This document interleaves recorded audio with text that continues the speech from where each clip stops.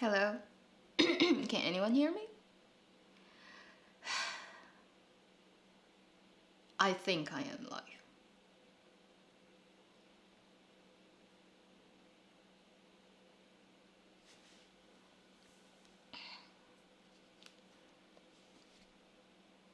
Hi. The lighting in my room is a little bit yellower than usual. Yeah. But it's actually probably more accurate to reality. Hello. I see a lot of familiar people's names.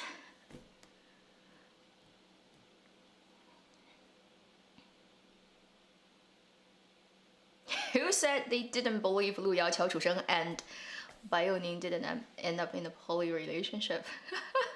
Hello everyone!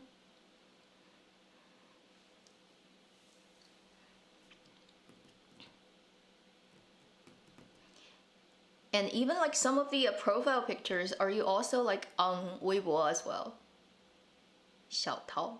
Because I have the exact same person with that exact same, not exact same person, but the profile picture looks super familiar.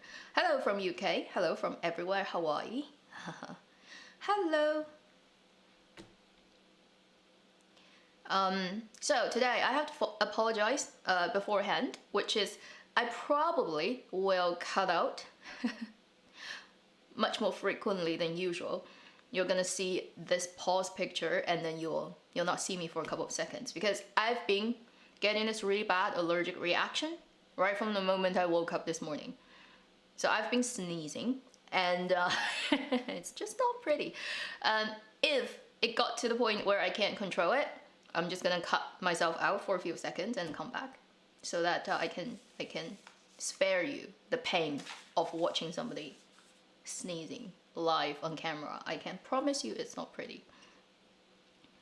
And I'm thinking because maybe it's because the humidity has changed, because past 2 days it has been rainy, really like just dripping for 2 days here. So the humidity went up too much over the usual very dry Winnipeg level, so my nose is not very happy about that. From hospital, what happened? How do I pronounce your name? With hyphen. 3 names, oh my god. I can't butcher that. Hello. For people who catch me first time, it's the 9th time already.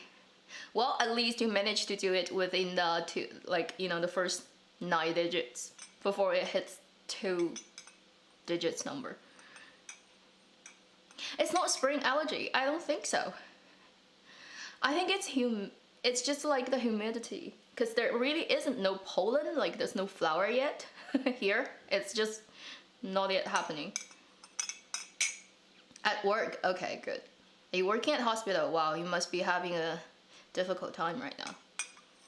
I mean, anywhere in the world, in hospital is not the best place to be, honestly.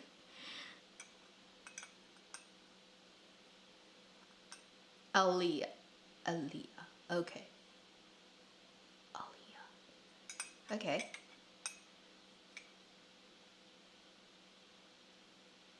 I hope my chat is not super lagging, because I'm just like doing nothing apart from streaming. My computer is totally dedicated to streaming. It's not doing anything else. Hopefully that's good enough. Probably not tree pollen either, because outside it's still no leaves.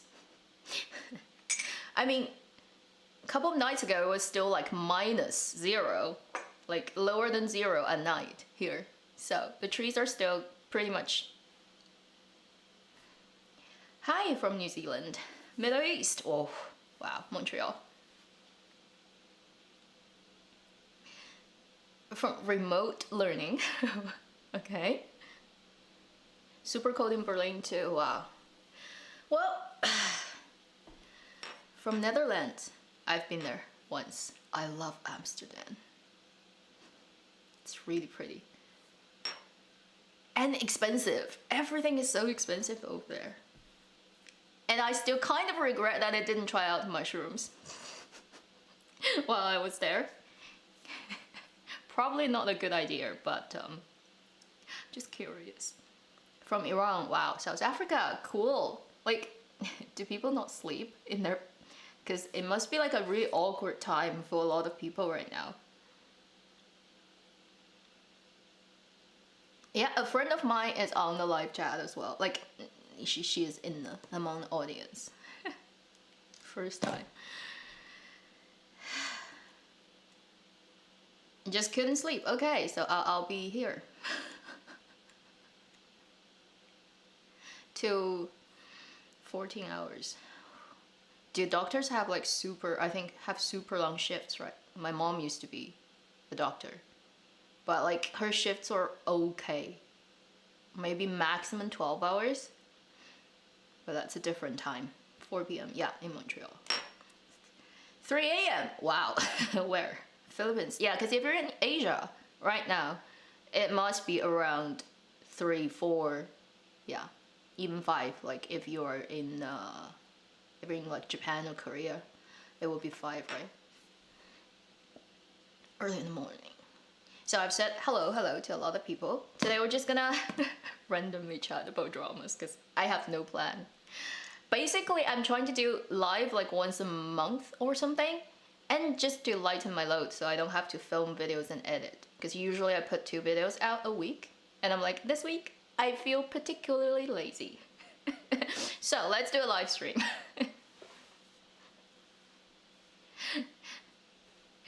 Somebody said 都是熬夜秃头怪. Yeah.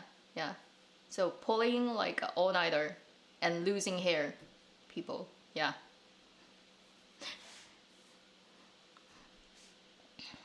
So we can talk about a lot of dramas that are ongoing or may come out soon. I think there are so many, but right now it's kind of like a vacuum for me because there haven't been that many good ones that I'm interested in, really. I've looked at a couple that's ongoing. I'm like, meh,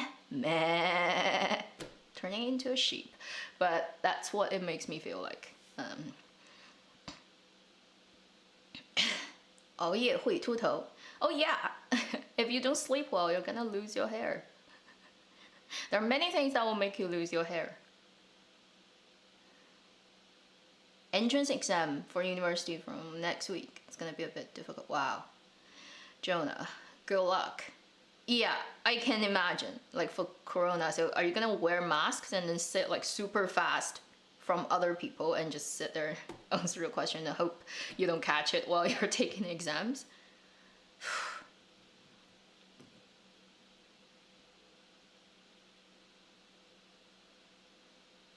Yeah, the current ones are meh, so good. Some people agree with me. Current ones are really meh. I'm waiting for stuff to come out. But, you know, don't ever just have your hope high too much because it's Chinese drama. I feel like sometimes I feel really guilty about just being a Chinese drama reviewer because I understand like 80 to 90% of the stuff I review a year, right? Out of what, about 100 at least dramas are substandard. That's being very polite. Being impolite would be crappy. So often I feel like, why do I even bother to recommend Chinese dramas to international audiences? You have much better stuff to watch that's made in other places. It's honest opinion. There was a time that I that I had like very high expectations and inspirations for drama. But these days when you look at Chinese drama, you're just gonna go, right, just another one. Yeah, Winter Begonia is a good one. But it's like it doesn't happen every year. Not to mention like even more often than that, right?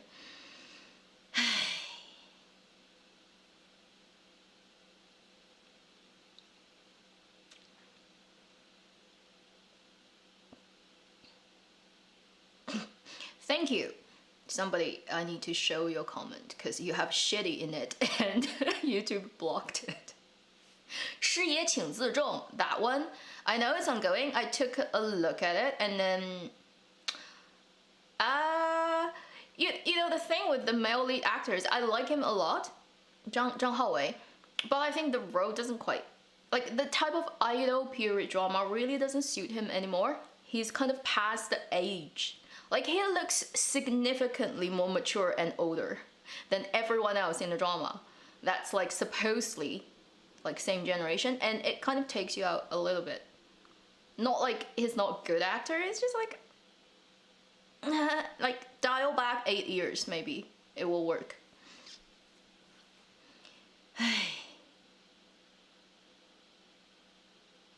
How is Winter Begonia ending different from drama? Not that much difference. It's still like ended in the way it pretty much like as you see in the drama. Like one of them is leaving at the train station, the other one is trying to catch up, and Shang Qirui is on his way to meet Cheng Fengtai, and the story just ends there. Like it doesn't tell you whether they managed to meet, and it just finishes there. Basically saying he is on his way to meet him, and then that's it. So it's pretty much exactly like you see in the drama.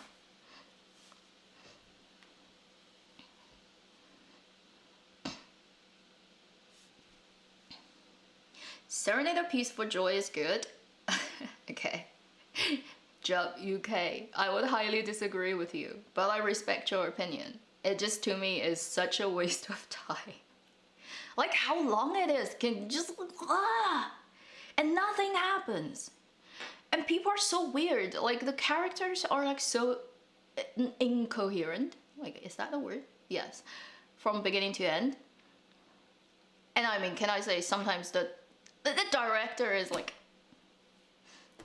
we should stop him from doing any period dramas, okay? If he does like contemporary dramas and short, like 20 episodes, okay? Don't do a 60, 70 period drama, episodes drama, oh my god. And with the scriptwriter, Zhu, oh, that script is just like, This is my opinion about Serenade of Peace for Joy. It's like, what is this? The script is so... Like, if you're writing court dramas, right? Like, all the politics and stuff is supposedly to be like, you know, one of the attractions.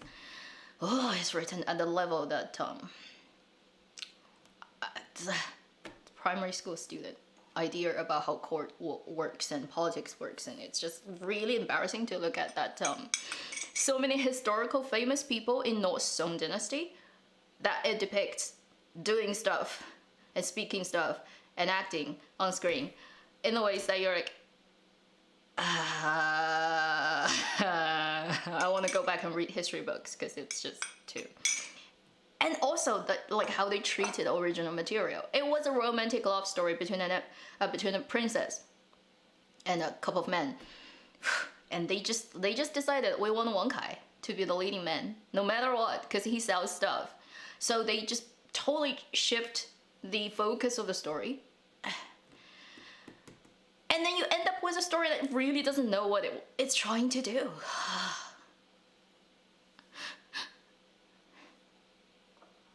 I don't care about his story. His story is so boring. And can I also say Zhang Guifei, right, the concubine? Like, yeah, she's historically a pretty, like, favored person. Like, when she died, she actually got elevated to empress level. So it's very unusual. But if a woman can be that loved in history by an emperor who is generally considered to be a quite wise emperor, who has done a little bit over the top thing for this woman, she cannot be that annoying, right? As the drama depicts her. Oh my gosh, she's so annoying. I don't care if you think she's pretty or whatever. If you have someone like that in your life, right, who's constantly just making troubles and acting like a child, like a 熊孩子. Like, if I were the emperor, I would have no patience for this kind of woman. It's not like my life is not already complicated and difficult enough, and I still have to deal with all the shit you've created for me. I'm like, goodbye, out of my life. It just doesn't make logical sense. But yeah, that's the script problem. It's not the actor or actresses. It's just like such a bad script. It doesn't even follow the basic logic. the broker haven't heard the news yet. Apart from the first one that they released, like the trailer, no news. 罗云熙's drama 月上重火 is gonna come out probably before that. Let me just look at some of the stuff that has scrolled by.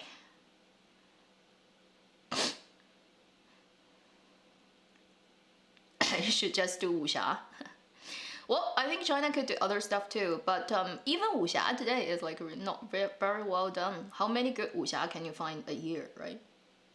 创造营2020, it's entertainment program. It's like talent show. If anyone is curious, yeah, it's 乘风破浪的姐姐. Yes, that's interesting too. We're waiting for that to come out. I think that one is gonna be the new,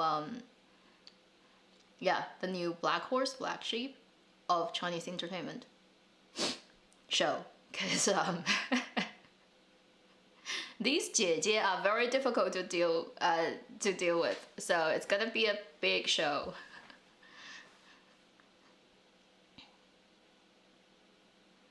Any other dramas? Tiger and Rose. Ah, what's the Chinese name? Tiger and Rose. Because I've just looked at it the other day. I know. I've seen it.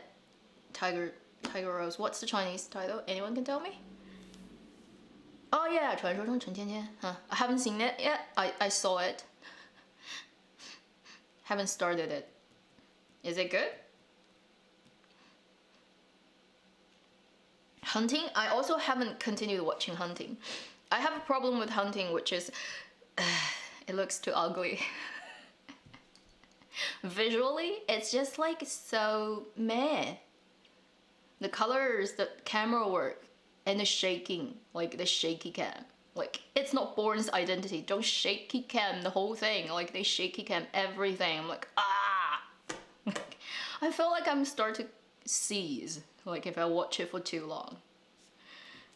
It's just like everything is shaking. It's like, I don't understand. Also, like, the lighting is so bad for Hunting.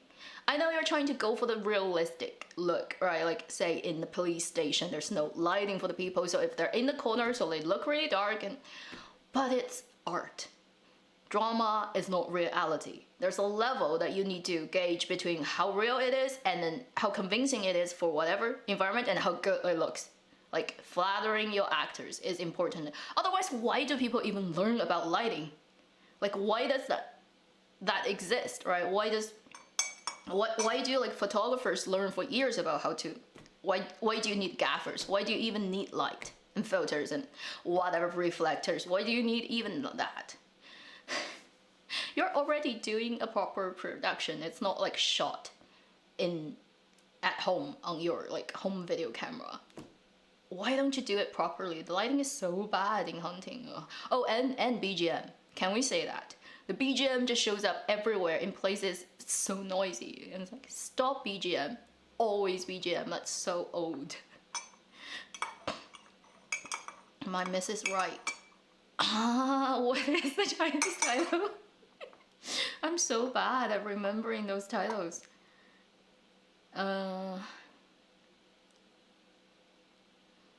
天醒之路 is awakening. Yes, I know that one.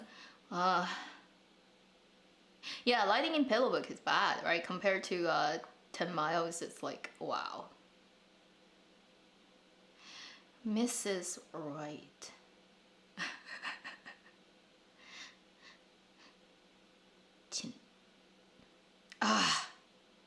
Okay.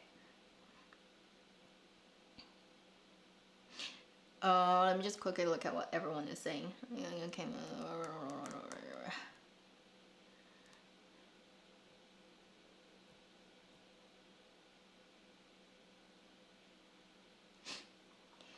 I watched a couple of episodes. I think up to like mid-teens, early 20s, and a little bit of the end of Pillowbook, yeah. And then that's about it. Zhang Yunlong looks so ridiculous with his long hair look. I'm like, I don't want to destroy Qiao Si his good impression in my head, right? So I kind of like do not want to watch Pillowbook. that period drama look on him is just like bad. Oh, with that lighting, oh my god. So I think I looked at a little bit of The Awakening.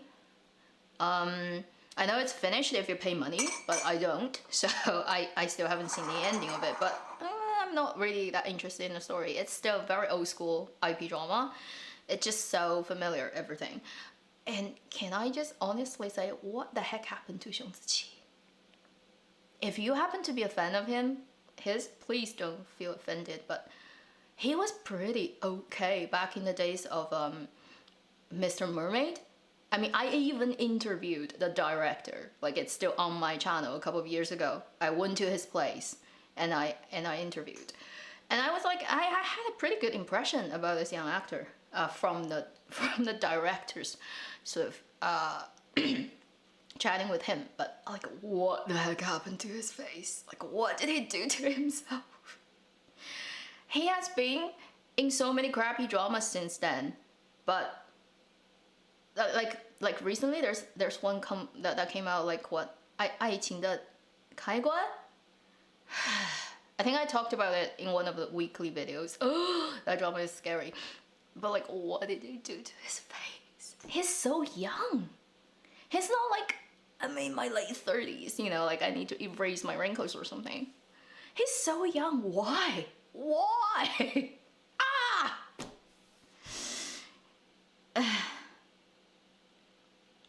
Not to mention, I think in The Awakening, he's dubbed by the voice actor who dubbed, is that Xiao Pingjing in Neverending Fire? Yeah, I think so. And I can't deal with that. It's just too much because I love Xiao Pingjing so much, and I kind of just have this connection with that voice to Liu Haoran's face. Now it goes on a different person's face, and the watching experience becomes really surreal to me. Like, my brain just would not agree with what I see, and it's a very weird feeling. It probably doesn't happen to a lot of people, but whenever, like in Qiuchan, Autumn's Cutter, Ma Zhengyang also dubbed the Xiaoge role. That's like the Jingxiang's brother. Oh my god, I can't watch him. Every time he opens his mouth, I just see Liu Haoran's face popping out of the screen. I'm like, ah!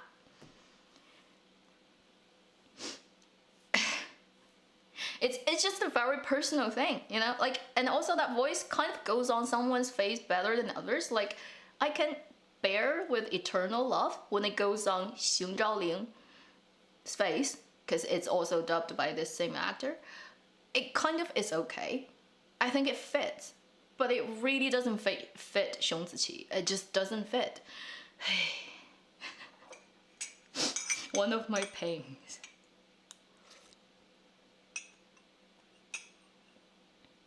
Ajie.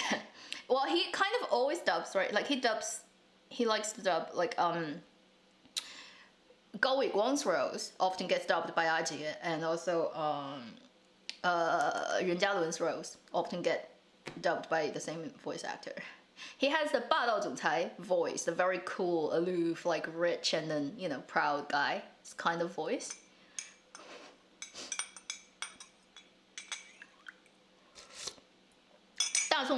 Li Shaohong. Is it out? I only heard about the name before. I don't think it's out, right? Because I haven't seen any news about that.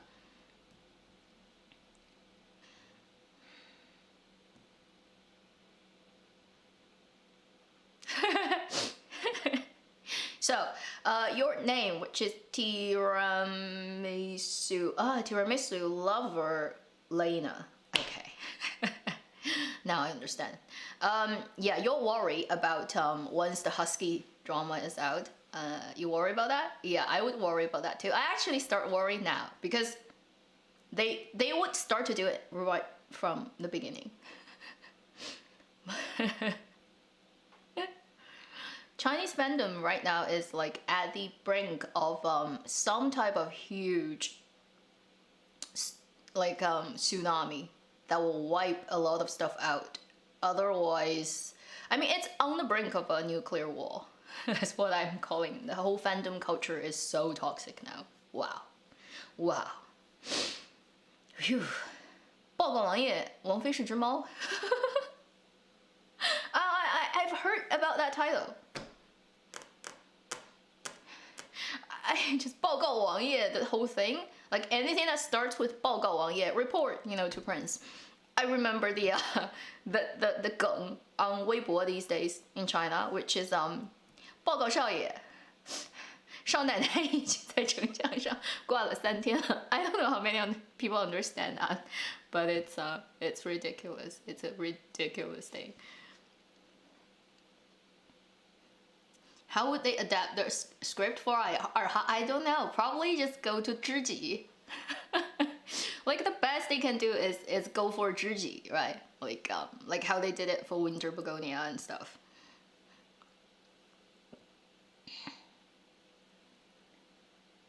First off, 2020 C-dramas, I mean, the ones that I liked, what Joy of Life kind of go across both years. Someday One Day, it also goes across 2 years. After 2020, the ones that have given me good impression, I've Fallen for You, 少主且慢行, the current, like the recently finished 2 dramas, Detective. My Roommate is a Detective and Ancient Detective. 民国奇探 and 侠探简不知. What else? Anything else? Winter Begonia, yeah, is good. 病变. So it's like actually a couple of good dramas. Also 下一站是幸福. The English title, what? I can't remember these things. You guys know which one it is, right? So it actually have been a couple of good dramas compared to last year, I think, the first couple of months. Oh yeah, Find Yourself, thank you. I'm totally lost, thank you. The Needy, who can't wait for Joy of Life season 2, you're gonna have to wait until at least next year. They're not even gonna start filming until the end of this year, so if you're lucky, next year. I haven't talked about Winter Begonia yet, so if anyone's curious. Do you think 少主且慢行 would come out this third season?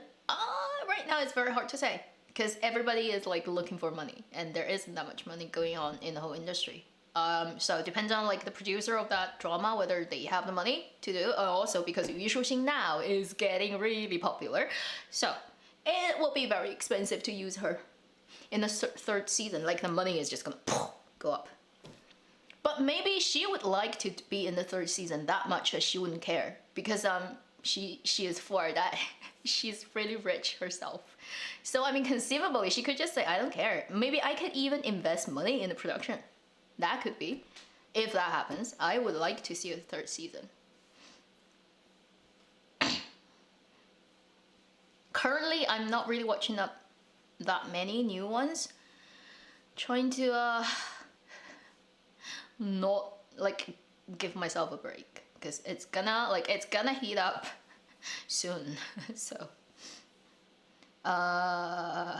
it's scrolling really fast. Let me think. So many BL dramas in the making. Yeah, I'm worried too. It's not just about like policy. I'm just really worried about fandom going crazy, and then like cause some like really big policy cut. I'm just gonna go. Everything dies.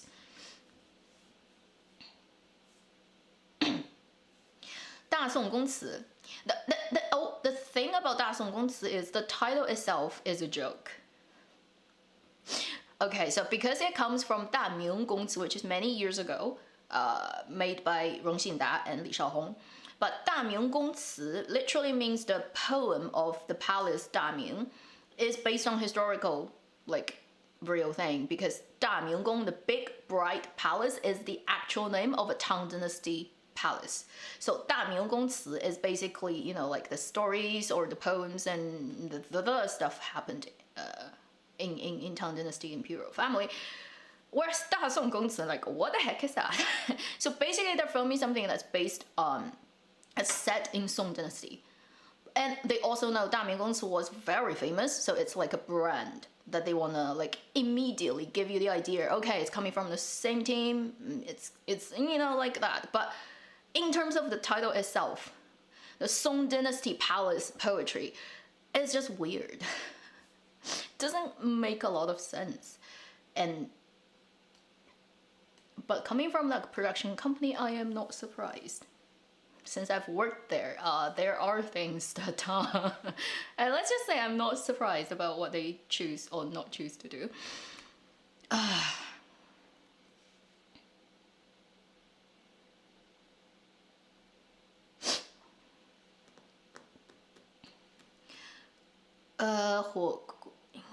Okay, stuff it are scrolling really fast. Let me just.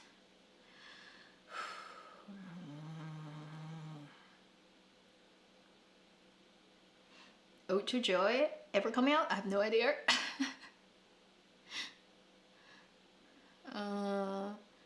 Chen Kun. Chen Kun is just very expensive these days. So one of those things is once you get so famous and so important, it's kind of actually also hard for you to, when you think about like productions to get you, right? So it's always a very intricate game.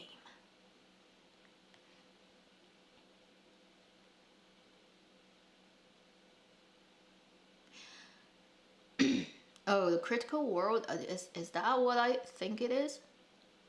The one from 绝技, is it? Oh, I want to stay away from that entire franchise as far as possible. Okay.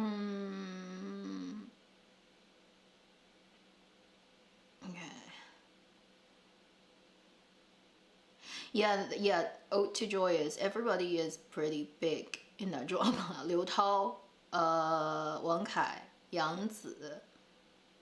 So it's gonna be really expensive.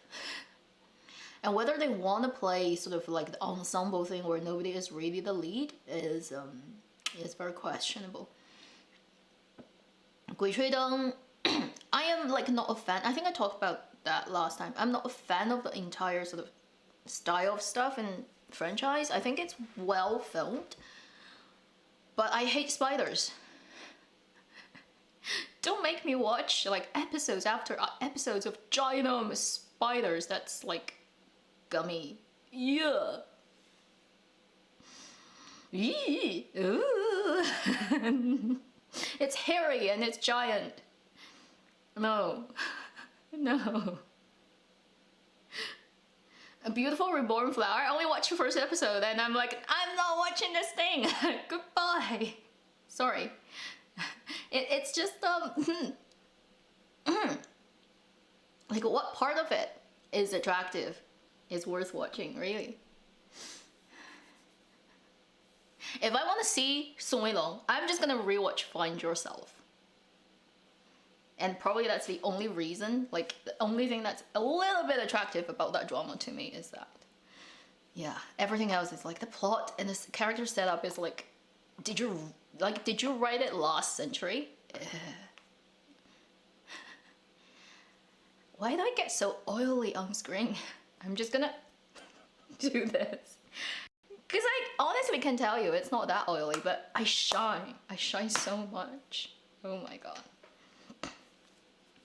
Okay, so I haven't talked about Smooth Swimming, what else? Read, Plot from Beautiful Reborn Flower, and Got Tired. And like in the first episode, do you remember Beautiful Reborn Flower? Like the mental space? Like the female lead got into? Like that CGI was like, wow, I can do better than that. Like who the hell did that? Like, ask your money back, dear production crew. You got ripped off. That CGI is just so bad. I haven't seen 君有疾否. There's so many dramas. Oh my god, too many Chinese dramas. It's so unkind to me. Because there are just so many Chinese dramas. Like, honestly, can you see which country has like more dramas than China do? Oh, It's just like never ending. It's like tens and thousands of episodes filmed a year. I'm like, wow, people, you're crazy. Bollywood? I am not that into Bollywood, but maybe it has a lot of stuff going on too. But maybe it's like much more restricted to its like I know a lot of Bollywood movies, but not in TV that much. Legend of Faye will manage to air this year. Very difficult. Very difficult. By the very end of this year, the thing is, it's gonna get really long. Like, they're not gonna make it a short drama. Depending on like how the policy, how restrictive it is by then, I doubt it's gonna go under 40. If it's longer, then it takes more time to make CGI, because they definitely have a lot of CG in that. So, honestly, realistically, I don't see like end of this year is possible. If they do, it probably will look really bad. 不完美的她, I haven't started watching it because most of my review friends have told me you can skip this one. So I'm like, okay, I'm gonna use my time well if my like trusted other friends are like, compared to the original Japanese version, it's kind of like a meh. I'm like, okay, I'll skip it. And I can feel like it will be difficult for me to watch because two actresses in this drama are dubbed, and it will be very weird to look at that because like it's a women-centered drama and then two of the three leads are dubbed. It will be very weird.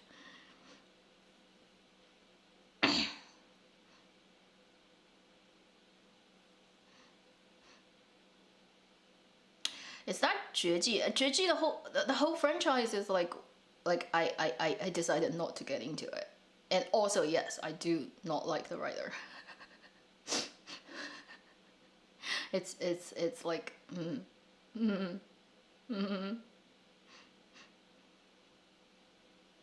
But it's just me.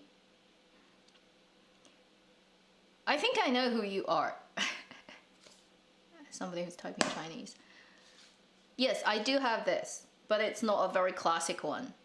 Like, do not compare that to Zhang Yunlong's. Like, that's a good one. That's a very good pointed, like the hair thing.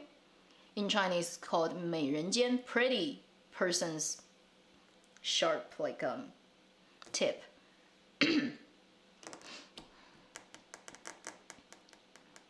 But I don't have, like, I actually don't have a proper one because I happen to have a, like, the hair happens to, like, just, there's a, right at this point somewhere, like, a whirl in the hair.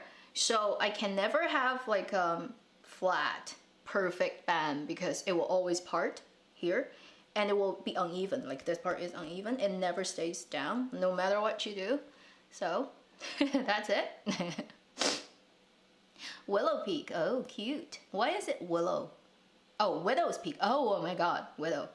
Actually, that's funny, because in Chinese traditional xiangxue, which is like looking at your face and, you know, fortune telling, it also has this saying that if you have a very pronounced peak, it tends to give you very, like, you don't have tight connection and relationship with your parents or family. It's like they cannot help you. Like, you have to do it everything by yourself. It's we have that, I think. I've read somewhere. Very interesting. So, seemingly, the whole world reads something. You know, some stuff are read very similarly. Beauty or Widow. Genetic trait. Yeah, but ancient people, right? They just love to put meaning in everything. Like whether you can, like, roll up your tongue, whether your ears can move, all that stuff.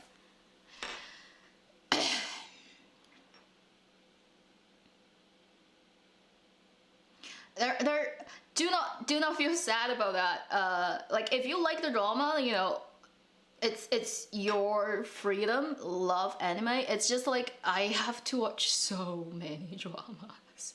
If it's dramas in the past year I haven't watched, 99% of 9999 like chances like I'm not gonna watch it because this year's stuff comes in non-stop. Like I actually I'm really jealous of a lot of like YouTubers film review channel. You know, the big ones, a couple of big ones, probably most people follow. It's like their life is so easy. They just need to watch one film, which is like 2 hours, and they can make a video. I have to watch a drama, which is like what, 80 hours sometimes. Maybe not that much, but like what, 40 hours, 50 hours? I don't know. To make a video, I'm like, they have teams too.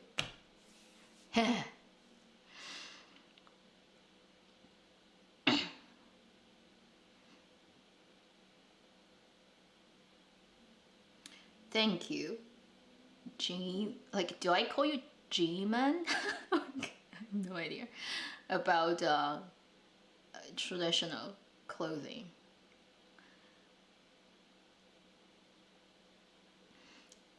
Yeah, 成化14年 has dubbing, but it's weird. Is one of the lead gets like two of the leads get like dubbed, but one of them don't. Like one of them doesn't. I hate English grammar.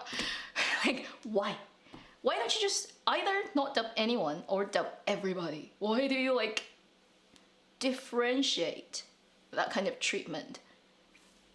Suizhou is so Taiwanese, like that type of accent. I'm like, I can't take him seriously because he's talking to somebody who has like a standard Mandarin mainland Beijing accent. And I'm supposed to believe that they live in the same time and like his accent doesn't make people feel weird out. Like, that is so weird, that choice. I don't understand why they do it. It's basic thing about right. Either just do it for everyone and do it well. It's okay, even though it's not ideal. Why do you leave one person who speaks like with their own accent and the other two dubbed?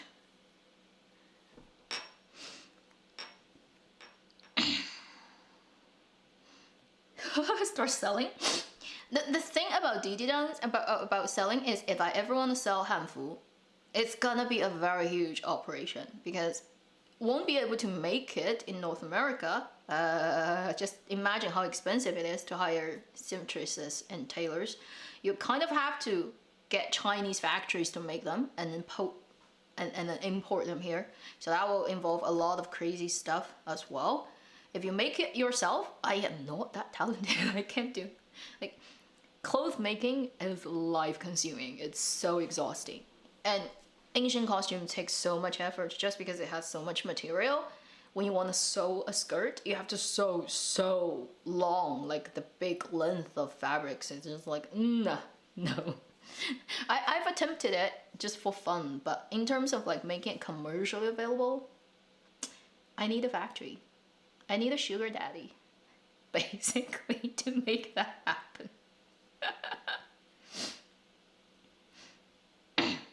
Eternal Love artwork. I'm not sure. It's kind of like really old now in my memory. It's like what, 3 years old?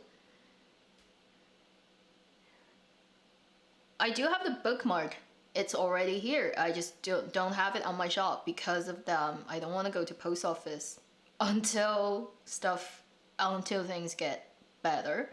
That's why I've been avoiding putting them on shelf. I've had them for 2 months now. I have the Infinite 8.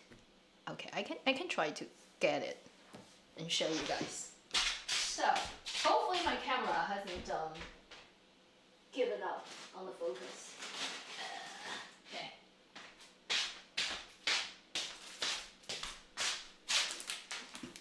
So, am I still in focus? Okay, good. That's one of the Eternal Love one. My camera right now is on the mode that I can't really let you guys see it. When it goes closer, it will go out of focus, but that's like Infinite 8. The fox and the let me try to take it out. It is pretty, but I'm like just do not want to go to post office right now. about that big. And it's just stainless steel. So on the other side, it's just flat. And then this one has the, okay, I'll get closer. Hopefully you can see. A fox and a dragon. This one looks pretty nice.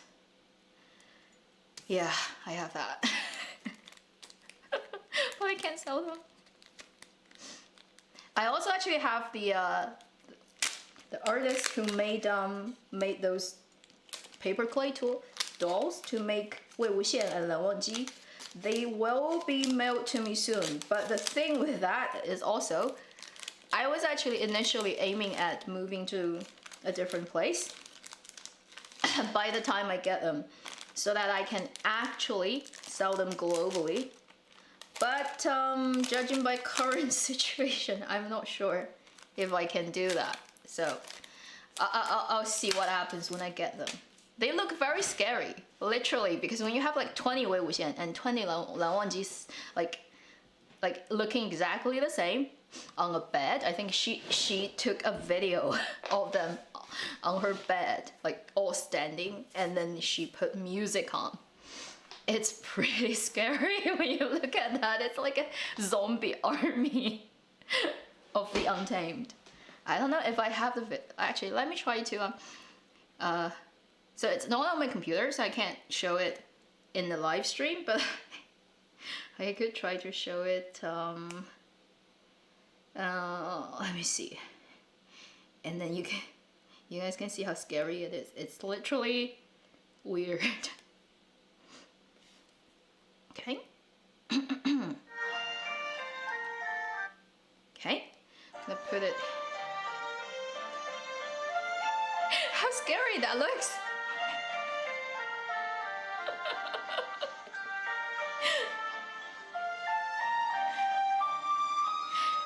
The army, right? Yeah. It's very scary, I have to say. It is pretty scary. So, whether I can sell them, like, I really do want to be able to sell them, like, globally. I don't want to just restrict it to Canada and US, but if I can't get to a place where it's possible, then in Canada, shipping is so expensive. Oh, so expensive.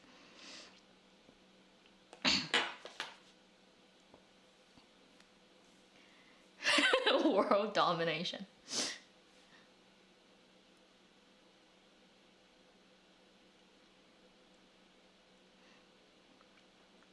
Terracotta army of the Untamed.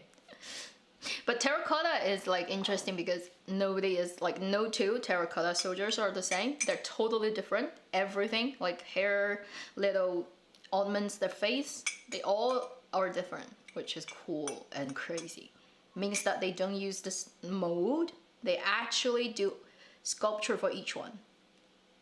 Ancient emperors, right? We cannot imagine how rich they actually were.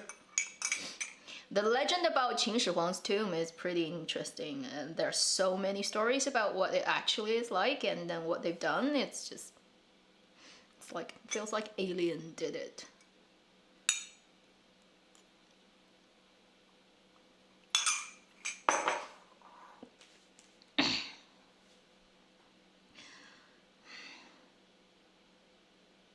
Metal bunnies? Do you mean the pins?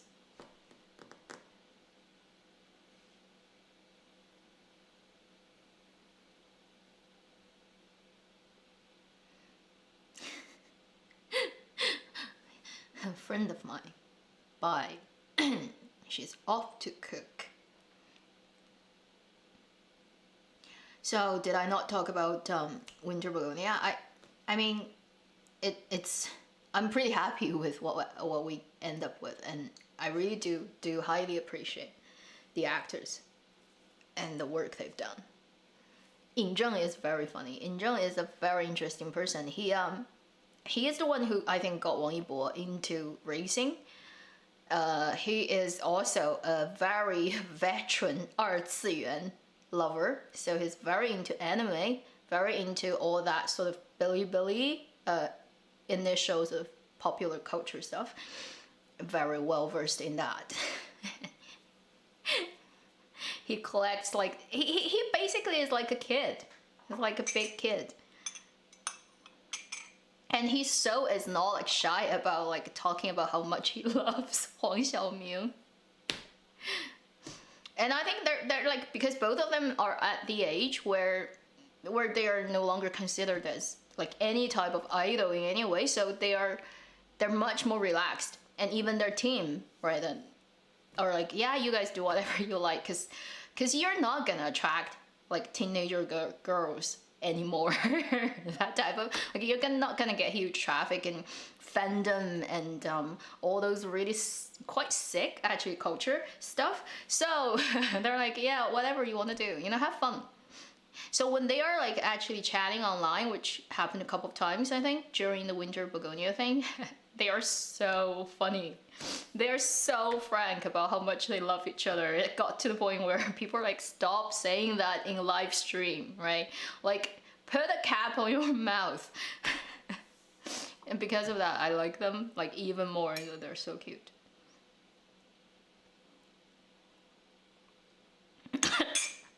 Yeah, and I think like their attitude about looking at fan videos that are like quite over the top are like, cool, like give me more.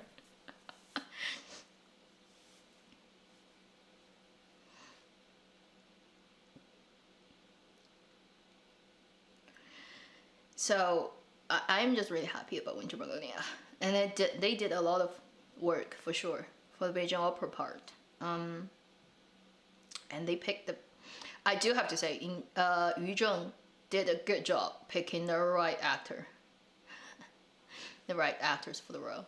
I mean, honestly, like who else can you think of, right? Who can do the role well enough as an actor, but also like look so good. I've never realized Yin Zheng is that good looking until I saw his makeup, ginger makeup. I'm like, wow, that face is like from all kinds of angles. When you look, he's like, wow, perfect.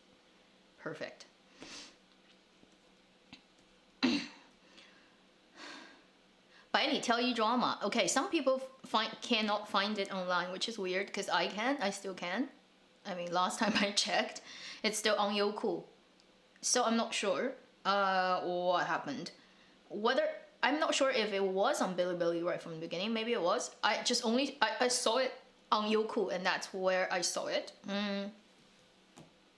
It's basically a film, even like less than the film length thing that gets chopped up into 12 pieces, and it's very low budget, super low budget. Like, I feel like they didn't even bother with color grading, because it looks like they just took the raw footage from the camera and put it out there. Like, the color looks that ungraded. And the set is like, they probably just got a house, literally a house somewhere, that doesn't hardly have any furniture.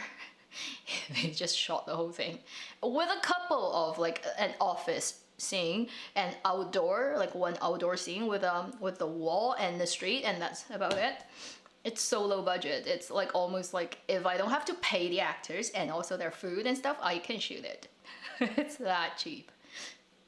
But it's funny because the last episode, when they finally in the last episode kind of explained why it's called Bai Li Tiao Yi, picking 1 out of 100, which is about noodles and about being straight or not straight. I think that's very clever. But I there's no promotion about this drama at all. I almost feel like it's like a hidden kind of covert project that people just took a weekend to film. Just want to have fun. So there's no promotion. There's only I think the actors' fans probably know about its existence.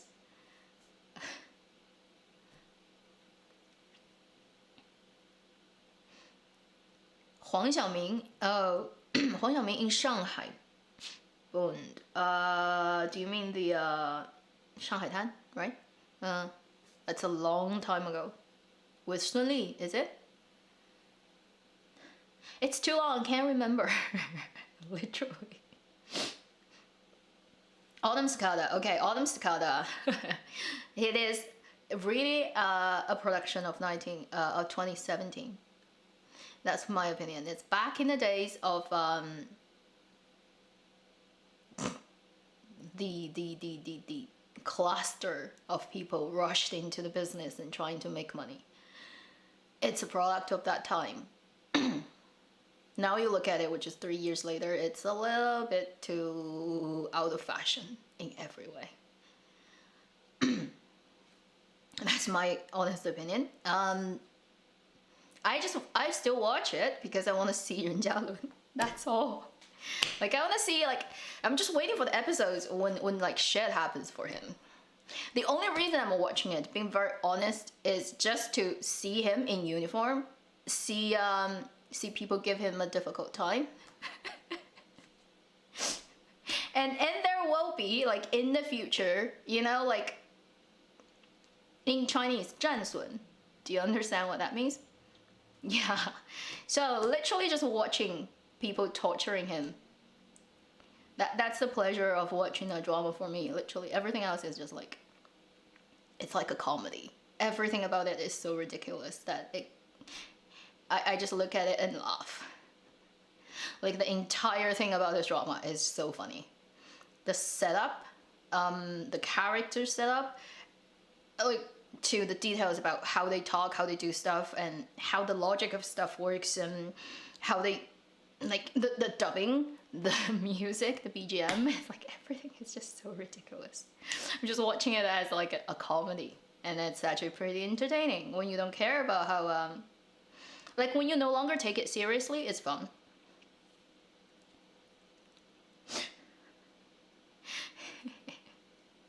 Who doesn't like to watch him being tortured?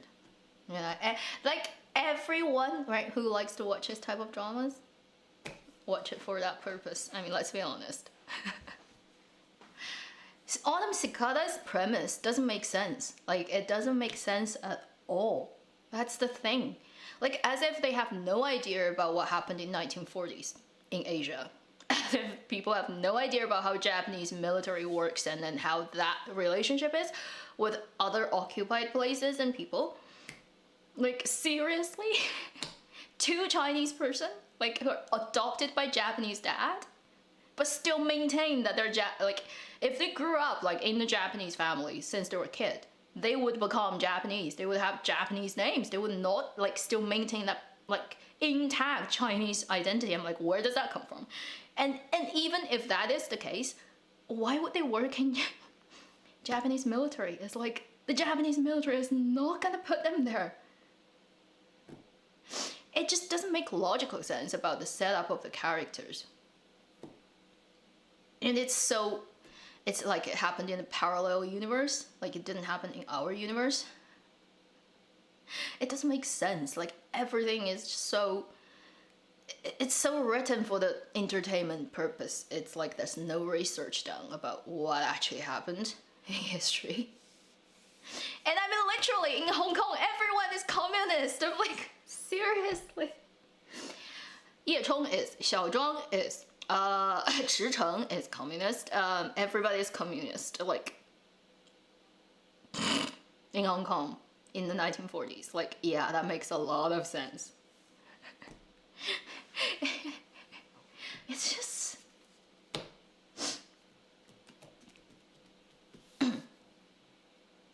Look, talking about Autumn Cicada and how funny everybody really is, like, the character setup doesn't make logical sense.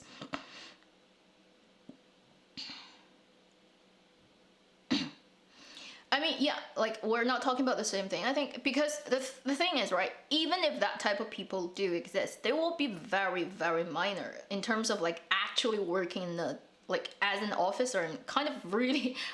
Ye Chong is not just an officer. He's, like, really important. Even the general is, like, treating him with a lot of respect type of officer. It just, like, doesn't make sense. And also the fact, like, okay, so he's a Chinese who's raised as a Japanese and somehow is a communist. Like, where did he ever even get contact? Like, how could he ever even got recruited? Like Like literally, like people can consider reality a little bit. It's just like too much like a joke. Like it's taking it very not seriously, which is so far from what actually happened in like that period. It just doesn't, like, I'm not convinced about any of those characters set up. It's just so. I also like the girl who got shot in her chest. It's like, and then she's like, okay, like she's not in any trouble at all. She just ran towards our male lead and continually trying to assassinate him. I'm like, now, so you basically ignore basic like anatomy and physics and whatever. And he actually got her out of there and kind of like house arrested her because he basically, his argument is, this girl came as trying to kill me and I want to find out why. So I'm gonna actually bring her home. Like, I'm gonna bring her home. And then the Japanese guys are like, okay, we let you do that. Okay. That makes so much sense. So by the time that episode happens, I'm like, okay, I'm just gonna watch it as an idol drama. That's it. And I'll be happy with that. Also, the dubbing problem of Autumn Cicada is just really bad. Do you realize that our arch enemy of our male lead character, the Japanese officer Gonban, is dubbed by the same person who is also the narrator of the drama. So the voiceover person basically explaining stuff, it's the same voice. It's by Bao Mu. I know the voice actor. Like he's the guy who dubbed Yu Wang in Nirvana in Fire, Prince Yu.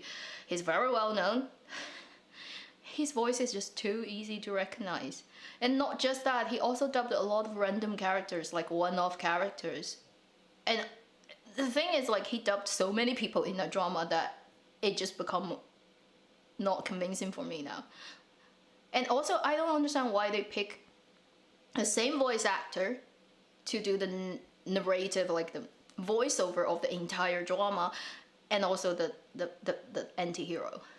Are you trying to give people the impression that the story is told from his perspective? Like he's actually the male lead? It's the bad guy story? Like, it doesn't make sense. That part really put me off. Yeah, I miss Hugo too. He's just, he's kind of like really like not showing up anywhere these days. I don't know what's going on.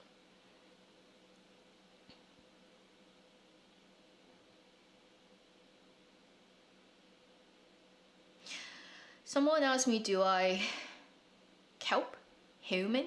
Like, do ever restrict, will China ever restrict drama production? Well, it always has restrictions. It always has rules, like every other country has it. It just, everybody has it differently.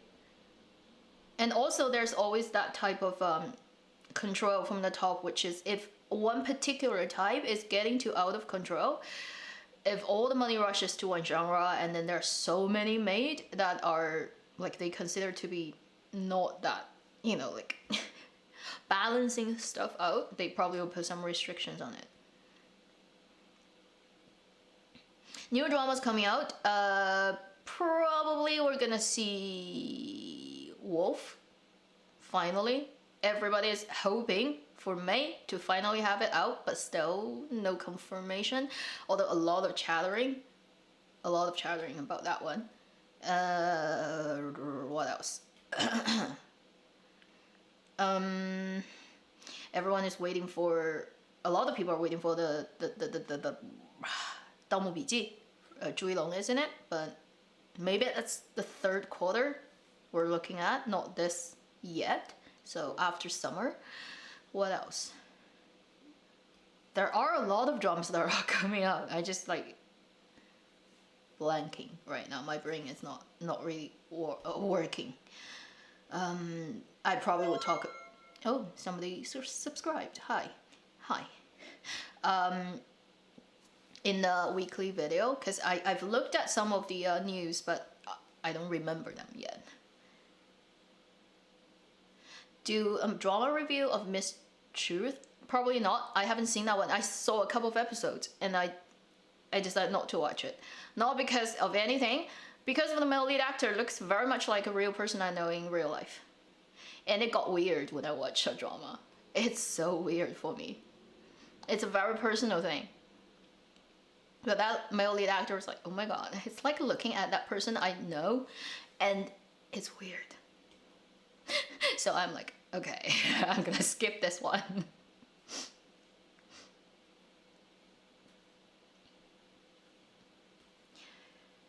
Calvin, yeah, and Fu. Calvin. Ah, it's so hard. Why is it so hard? I'm so bad at reading other people's names. Which is why I don't put out my real name, because everyone will butcher it, because you can't pronounce it correctly unless you're Chinese. It's very awkward. My real name is very awkward. It's awkward in both first and surname. And in different ways being awkward, and I've never had somebody who's not Chinese pronounce it correctly. Ever. Even for once. And I'm like, stop calling me like that, it's so weird. Pearl Eclipse, it's definitely not gonna come out this year, they're just started filming it, so long way to go. Darkness, Huga is probably sharpening skill, it's probably... Huga is in the place where he doesn't really have to do a lot of dramas. I mean, if he decided to become a like behind the scene working person, it's okay too, like producer, director, whatever. Like, he doesn't need that to probably get him money or anything. It just depends on whether there are good projects that he would love to do. He also is a little bit limited, I think, just because of what he used to be, and then Nirvana Fire's success, but afterwards, like no other prominent and important work coming out. He's at the age where it's a bit difficult to position him in terms of like what kind of role he should take. Because if you're looking at a mid-aged man's role, hardly ever do they become leading roles, although they can, but not that many scripts like that exist.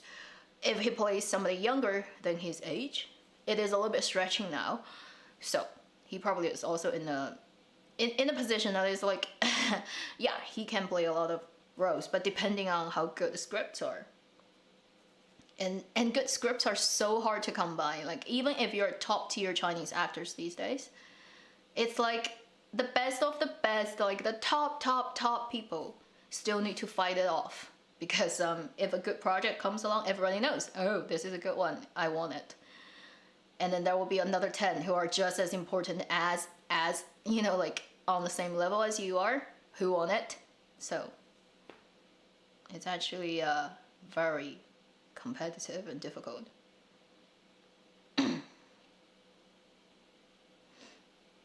Yeah, the whole traveling abroad and study stuff with Huga is we can't ignore that. It's a lot of, like, he actually went to the US, but he probably wasn't there for a long time, and also for actually studying for extensive period. It's just like a lot of media's reporting and stuff that made the whole thing eventually becoming a bit weird.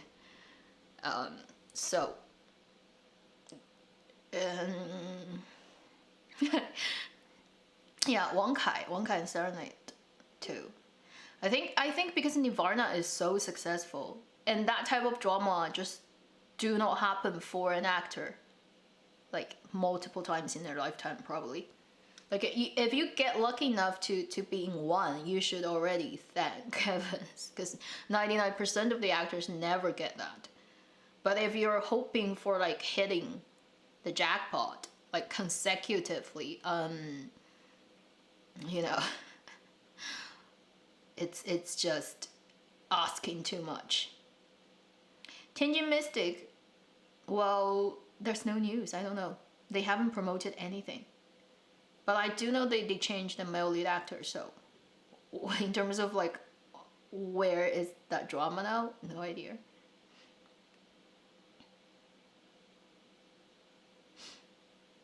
young actors having potential. Like between the 95 and the 2000 born, or maybe around that time. Yeah, I always think Liu Haoran would be a very hopeful candidate. I like Peng Yuchang too. I like I think Zhang Xincheng is good, but he's slightly older, right? He's like right at the edge of that. Even younger ones, like currently, like Serenade of A Piece of Joy. I think Bian Cheng has proven that he's a very, very good actor. Like since he was tiny, since he was like a boy, he had shown that he's a very good-looking and also very talented actor. So probably a very good potential actor to come. There are a couple of young kids who are really good these days. I mean, a lot of people born after 2000 are like at a different level. Like they come with, yeah, that goes into the spiritual sort of talking about, like some kids are like I don't know, do they have like rainbow or crystal children for that type of people? But like they're almost naturally at a different level of being able to probably not skillfully because they're too young, but like their ability to empathize with their roles is so strong. Some of the younger ones these days are like different animals. Almost like a whole generation of incredible young people. Wenqi, yeah, Wenqi is good. Wenqi is good. The Jia Nianhua, right, came out of that film. So there are a couple of young girls who are just super, super talented. Like unreal. But like when they're born at this time, right? The difficult time is the thing is like whether there are good enough works for them to be in. Because currently China's like creative industry is just very messy and so much bad stuff. Like I mean, quality wise, and it's kind of like it's gonna get worse before it gets better.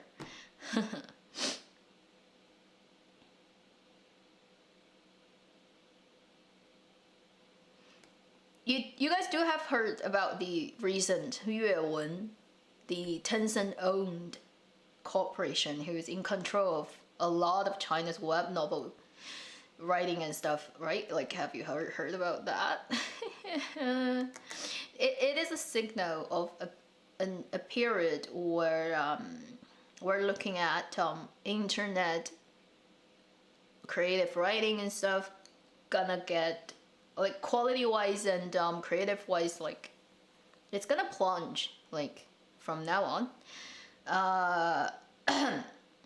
The thing is, okay, so basically Tencent is a huge company, as you know, and it owns a company called Yuewen, which owns a group of the most important Chinese online web novel platforms, such as well, not completely only Jinjiang, but it owns Qidian, it owns Hongxiu, it owns a lot of those web platforms, and they've recently, like, their contract with writers have always been similar like that, but recently the thing that got really hot on internet is like a version of their newly updated contracts with the writers, which is so bad. Basically, it is saying if you publish your novel on all those platforms, you are not the copyright owner. The copyright owner is the corporation, and it can decide whether like basically if you write something and you decide to quit and you haven't finished, they can kick you off and hire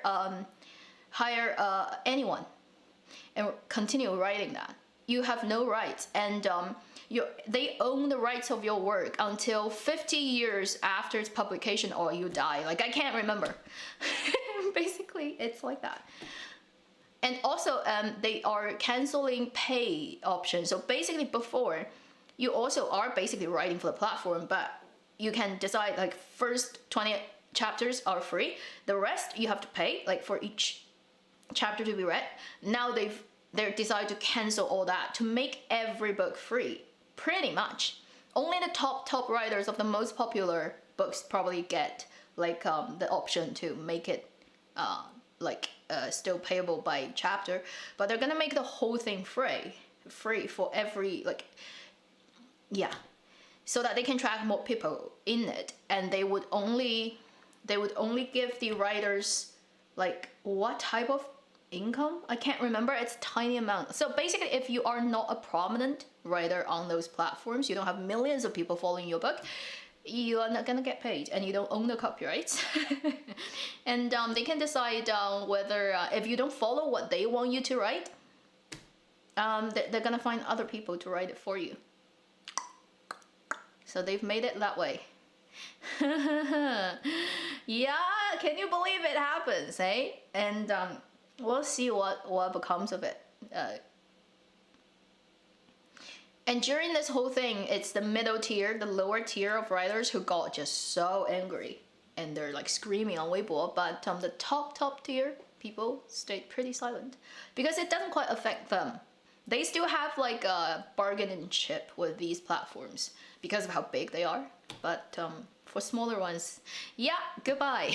Basically, it's like so when they do this, they're in competition with because Yuewen control of the internet web novel market is not like completely. They kind of have like a quarter probably of the entire market or something, I've read somewhere. So they're competing with other platforms that are pretty like almost completely free, that are led by ByteDance. So ByteDance, the owner of TikTok, and that is like the Toutiao新闻, their sort of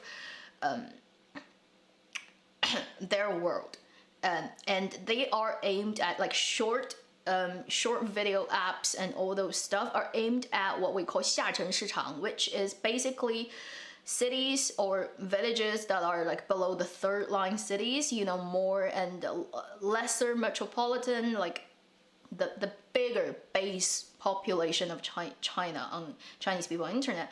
And those companies have their own short story kind of apps and stuff that are totally free, and it's taking a lot of the they're gaining a lot of customers. So in competition, which is Yuewen owning those companies who are producing slightly higher sort of, you know, like demographic educated, demographic level accepted stuff, they are doing that so that they can, yeah, it's a money game. That's but in the process, what it's gonna destroy is gonna destroy a lot of those creative work, the quality of it, because if you're in competition with the lowest level of acceptance about and internet novels, and also what internet novel probably is most popular in the biggest like demographic scale are the stuff that are very tropey, that stuff are super, even kind of like bringing on being porn and stuff.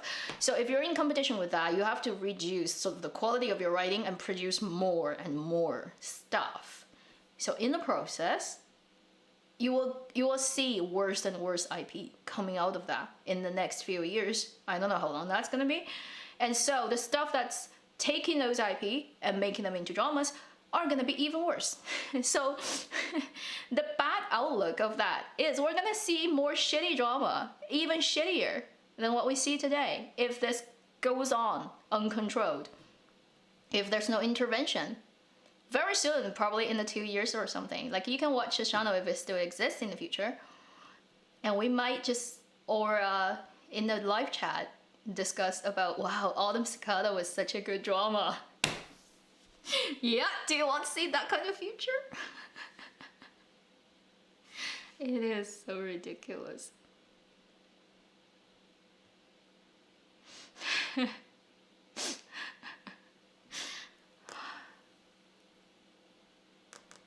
That just goes to show there's no absolution in this world. There's no absolute right or wrong, truth or whatever.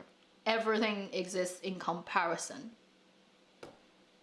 If like future stuff are like worse and worse, then we're all gonna start to call a lot of shitty dramas these days masterpieces. That's so sad.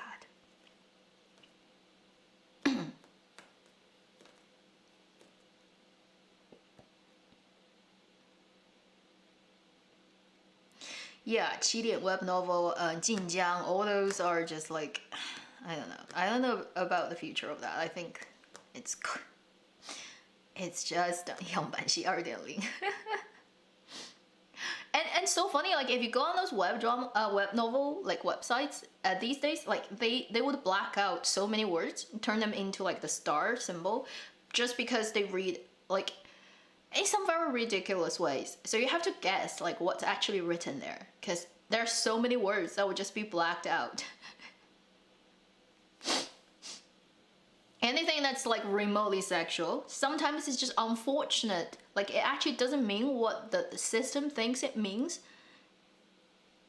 The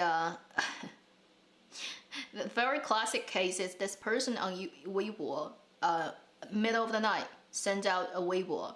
It says, 现在才下班. I only just finished working now, which is like middle of the night. 我真是一只实习狗啊. So he's doing work experience. He's like the he hasn't actually turned into the official, right, employee of the company. He's still in the period, first 3 months or 6 months or something. So he's in the 实习 period. Because he said, I am intern, yeah, I'm a 实习狗dog, which is like a common internet way of saying, for example, 单身狗, right, single dog. Or what go just means like how pathetic you are. But because 实习狗, the 3 characters, the next, like the second and the third is 习 and 狗. So 习 happens to be exactly the same character of China's leader Xi Jinping's surname, and 狗is dog. So the system flagged it as it's calling the leader 狗. And so his Weibo got blocked or something, and his like that post he sent out disappeared, and he was like, I don't understand what happened. And then later he realized, oh my god, because he said 我是实习狗.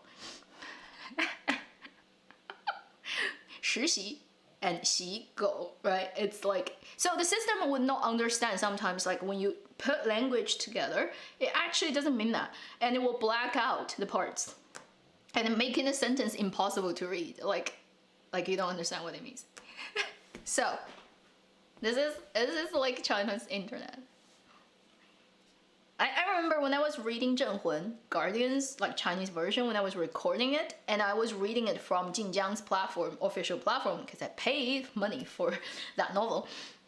And there are so many words that are just star, star, star. And I'm like, what is that? So I have to actually ask people, like, do you have the full version that's pirated, that's on somewhere else on internet? I actually have the whole thing, and oh, okay, I know, that's that word, right. It's so ridiculous.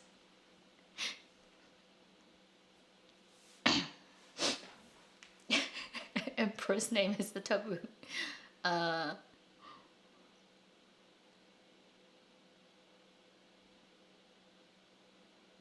Yeah, that's so. If you're sticking with Chinese drama land for a while, you're gonna have a front seat of seeing what is going to happen. Maybe we're gonna see a further declining of quality of stuff, and every drama review I make will then become a rant video of how bad it is.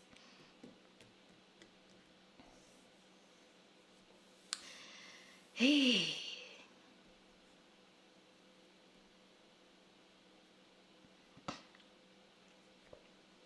Wattpad does have the thing on it. It says like the novel that you put up there, they don't own it. But when you look at who is one of the investors of Wattpad, it's Tencent.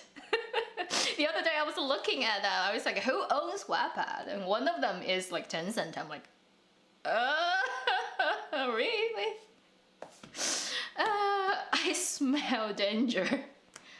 Yeah, I can turn it, like, I can show it. I don't know if it's on the app version, but if you go on the web version, you can find it very easily. I don't know if I can find it here, but yeah. It's one of the companies. Oh, tentacles. Tencent is so huge. Tencent owns so many things. You wouldn't believe how big it is.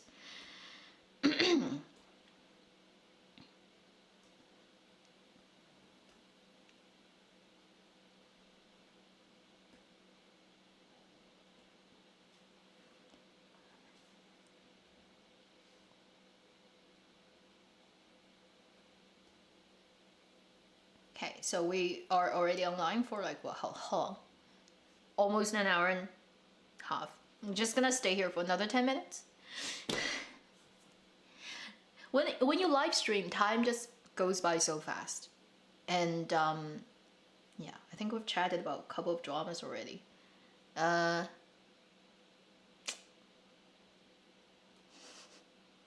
don't know what else we can talk about. I wonder if Wolf can come out before the end of this month. We'll see. Everything just comes out like immediately these days. It's like, today we're announced we're coming out tomorrow. So that could happen any day. Usually around weekend. So we'll see if it comes out. I honestly just hope all that, like, I actually wish they would turn off like the live comment if this drama goes live, like The Wolf, on whatever platform. I wish they would turn off the live comment for that drama, because I already can imagine what it will look like. It will be so ugly. It's not worth it. It's like mental peace destroyed when it comes out. I hope it, it's just like how weird the whole thing has become. And I feel like it's really unfortunate for the two leads, Li Qing and Wang Dalu, because they are the leads, right? But like right now, if this drama comes out, nobody is gonna care about them apart from their own fandom, which are both not very like big or like fandom in China. It's no comparison. It's pale in comparison to fandom. So like literally these days, if I watch any Chinese drama, like no matter what, if it has live comment, I will see people mentioning his name. In all the other dramas that are totally unrelated to any of his previous works or whatever, like his covering work, like people are just typing his name. Like it goes on every Chinese dramas danmu live comment. It's so crazy. What's the best drama that's been released since 2017? Hey, I wonder what's the best one. Honestly, some really good ones, probably I haven't seen them. I have to say that. Because I'm so busy reviewing other stuff that are more popular. Honestly. There are some like really old-fashioned drama that are really high quality, but hardly anybody watches them. In the like among the ones that are popular, I really do like Nirvana Fire, but it's just me. Like two. The second one. Garden is a shitty drama in terms of plot and everything else. I just like the two leads. There are a couple of dramas like 老酒馆. I don't know how many you have seen that. Like old-fashioned, high-quality, good acting drama. But like even for me, it's hard to get into them because they're not that popular, and we watch it, nobody's watching it with you, so it's not that fun. And just also because I don't have time. Like every drama is so long.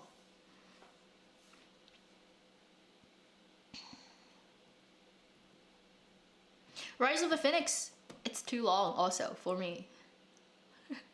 That's the problem. I watch a couple of episodes and it's so slow and too long. I just like, I don't have time. I like both actors, but I do have to say, Chen Kun's acting sometimes gives me the feeling that he's so aware of himself being acting on screen. I don't know how to explain that. Sometimes he's so self-conscious about being an actor, and there's camera. Like, sometimes it's okay, sometimes... Also, he has a problem when he uses his own voice, is when he delivers lines in Mandarin. Every 5 minutes about that interval, he will slip a Chongqing accent into it. because I'm from the exact same place. I can totally just 100% catch that slip of accent, and it suddenly just takes me out of the dramatic story, because immediately it goes back to my hometown. And it's like also a very specific personal thing. Other people probably don't realize that at all, but I can tell. But including the actor Luo Yunxi, who's from Sichuan, Chengdu. He also has this very light tonal thing that is very Sichuan. And if you're not from Sichuan, you may not detect that. But when you are, I can. Like, so sometimes it takes me out of the story. It's a very, very specific thing. Chen Kun has been around for many years. I'm just like really curious, like after that many years, he still hasn't gotten rid of his like Chongqing accent. So he slips every 5 minutes. He slips, and it's so. It's like when he finishes a sentence, like at the end, how the tone just like go. I'm like, oh, that's Chongqing. That's so Chongqing dialect. It just immediately takes me out of this fake dynasty, ancient world. It just suddenly becomes like a person who lives like downstairs from my childhood home. I used to live really close to his middle school. Like I can walk 5 minutes and it's the front door of his middle school. I'm pretty sure we've had the same food in the same restaurant around that area. Yeah, so it just like takes me out of it.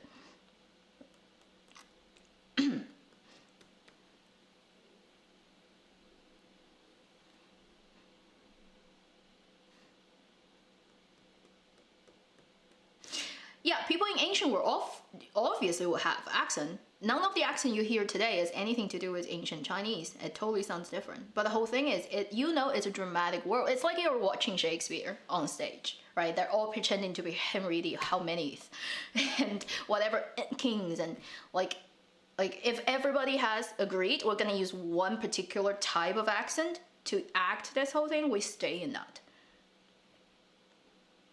That's the thing, right? If someone suddenly like say something in a very contemporary accent that is not within the whole dramatic world, it just destroys that thing.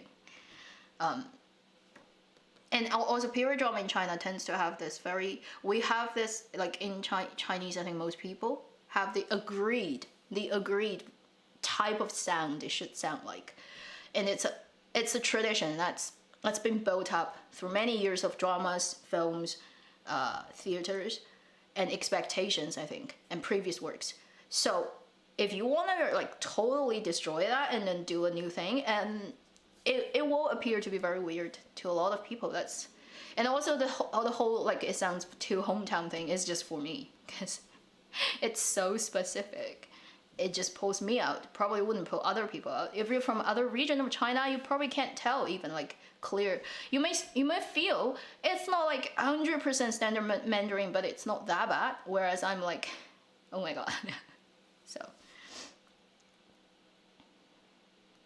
yeah, but Liu Bei is from Sichuan. Well, Liu Bei has been in Shu for a long time, but like 2,000 years ago, literally, like that Chinese is no longer like what we hear today. Basically, if I time travel back to Three Kingdoms period and I still speak Mandarin, I will not be able to communicate with anyone unless I write. The pronunciation of the language has totally changed. It's totally different back then. It's like a foreign language. It like nothing sounds like, not even one character sounds like what it sounds like today. So ancient China is actually a totally different place and time than you would ever be able to recreate on screen today.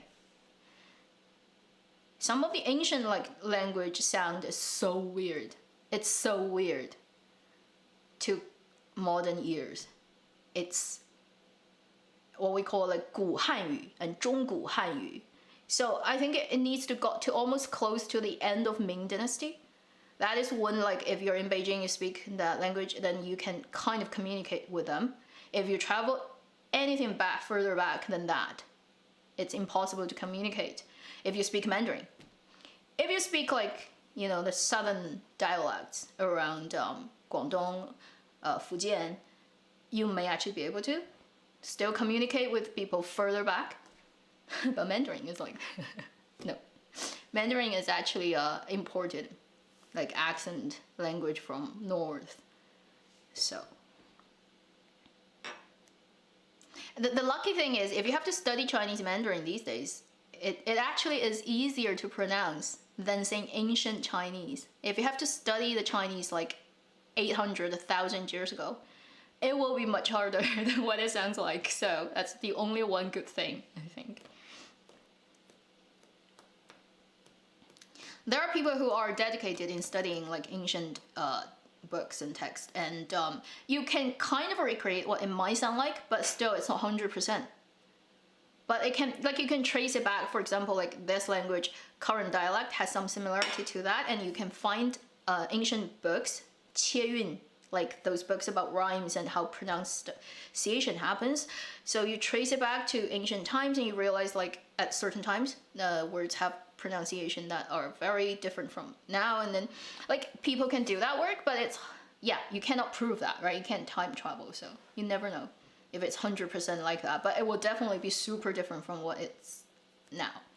Like what you have in Korean, like you have the L, the P, like at the end of the word, that's not pronounced, but then if you link to the next word, it gets pronounced.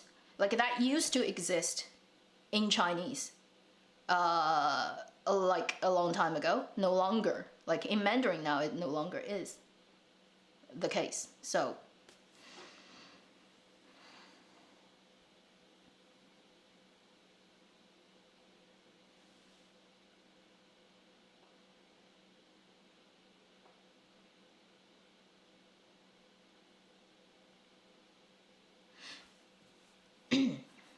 yeah, we got to we started to talk about language. How weird. Okay, another 5 minutes and I'm gonna go, and then everyone can go back to your life or go back to sleep.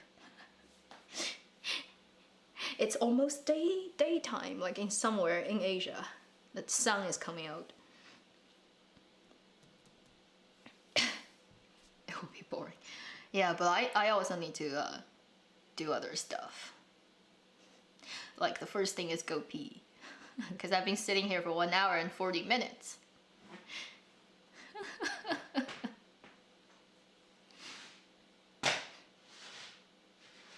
Somewhere midnight. So are you in Europe? Yeah, probably in Europe.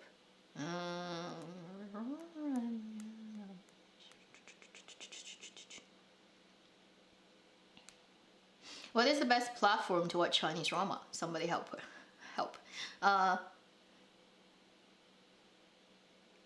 International platforms, there aren't that many, right?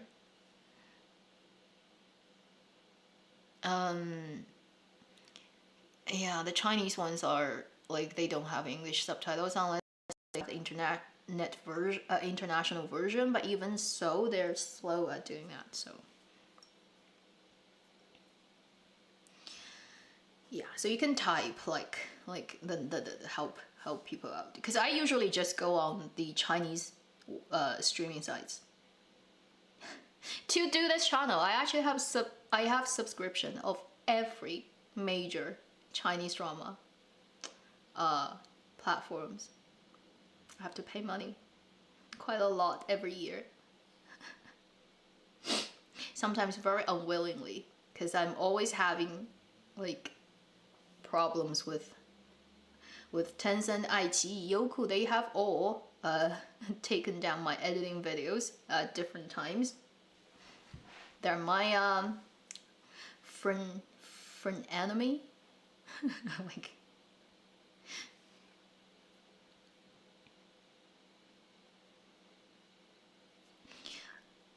oh, and finally, I've also been watching the Korean drama, the one with Lee Min-ho and the king. Like, well, what is the full Korean title? Can't remember. Anyway, it's about the parallel universe and 2 different Koreas.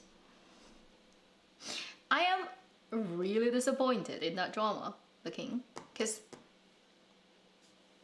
the scriptwriter should be like, should have done a better job of writing that.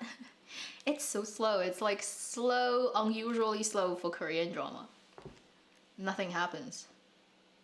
And like by like episode 8, I think right now, I still am not sure why the two leads are in love with each other. It doesn't make sense. It doesn't make sense that why they fall just because the writers said so. I have that feeling, but I remember like Goblin was pretty exciting. Stuff happened really fast. Pacing was much better. This one is just like I'm not feeling it. Maybe it's just me. Also, just because the parallel universe is a very interesting setup. Like you can potentially do a lot of crazy stuff in it. So far, nothing really crazy happened. Like exciting enough. Also, like the anti-hero, like the bad guy. Like can we say like he hasn't really done much so far. Like, can you just give our leads a little bit more trouble than what you have already, what you have done? It's like this boss behind the scene, you know, doing stuff, but like not yet happening. Like it's already episode 8. Can you just like hurry up? Hurry up to make life difficult for our leads. Because Korean dramas are usually about 16 to 20, right? Episodes long, so you don't have that much room anymore to do stuff. So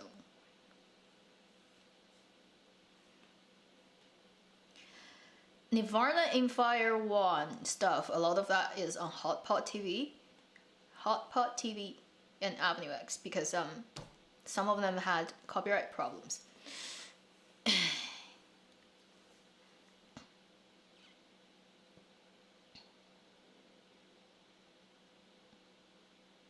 Yeah, there are a couple of dramas that came out in Korea this year that I really do need to check out. I know there are 2. But I just don't know where I'm gonna find the time. One is Crush Landing, the other one is, I don't know the English title. But I know the Chinese title. Everybody's watching that, so I really should. Yes, thank you, Dr. Dona. That's the one. I mean, in China, people are watching them too. I probably should catch up. I'm not promising it. I can't do, like, I don't know, like, how many dramas I'm watching right now.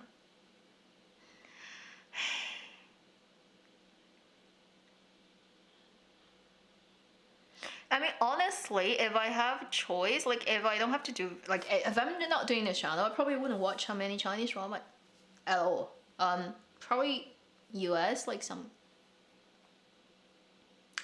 USA drama, Korean drama, sometimes Japanese drama, because I mean honestly Chinese drama's script writing quality is just like very embarrassing on a very general, like if you average stuff out, it's most of the time it's like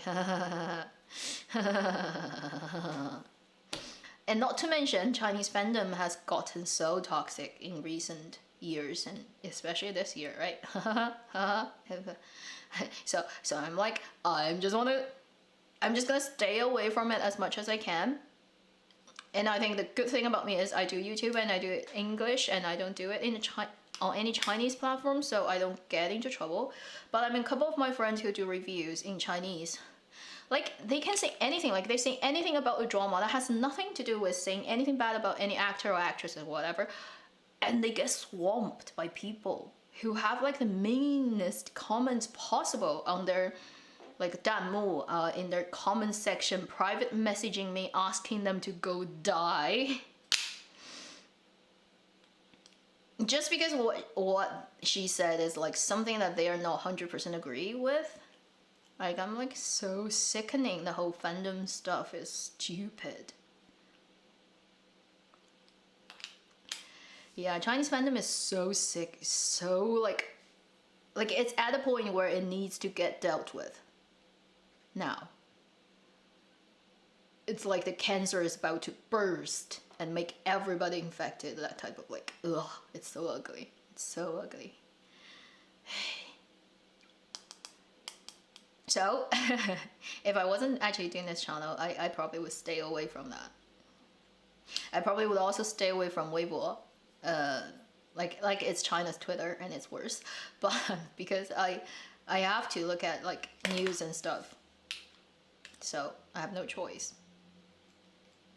And it's embarrassing. It's embarrassing to see people like get so pumped up about those stuff. Like willingly becomes the tools and weapons of whatever 韭菜. It's not good for the longevity of the creative industry.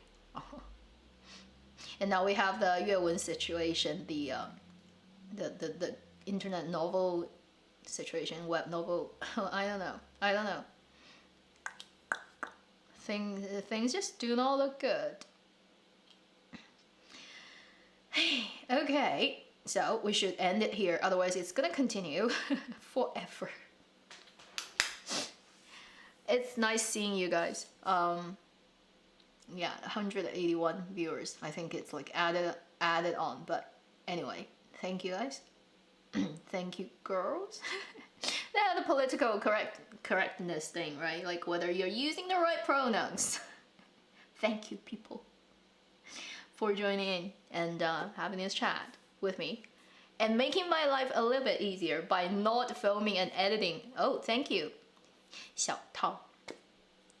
A video on Thursday, so that yeah, just live streaming and random chats. Thank you, and take care. Like I hope like our self quarantine thing can go away soon. I think people are like already like pretty active now outdoors and stuff, but we need things to go back to normal soon. So take care, and stay positive, and be nice, and be gentle, and be kind. I see so much toxic things. Like when I do drama reviews and of the fandom, I just hope like nobody actually get into it. Like don't get pulled into all those stuff. It's not worth it. It's so not worth it. So if you want to ask final like drama recommendation, please go and check out Ancient Detective. I think it deserves a little bit more attention, and it's a very interesting drama. First time ever it happens to me like that I actually fell in love with it. Tense. After I watched it, like 3 days later, it started to grow on me after I watched it. So it's a very weird thing. Never happened before. Okay, so and one thing, there's a documentary. I don't know if you can access it, but it's brilliant. It's called Once Upon a Bite. Oh, hi. Thank you for your super chat. I am gonna butcher your name again. Aliyah? Hopefully it's correct. Thank you for your super chat. Yeah, it's called Once Upon a Bite, 风味人间, and it's documentary on food. Oh, it's so good. First episode is about sweet stuff everywhere in the world. The second one is about crab, like all kinds of crab. And the third one just came out, is about sauces, like different global, like food. Oh, it's so good.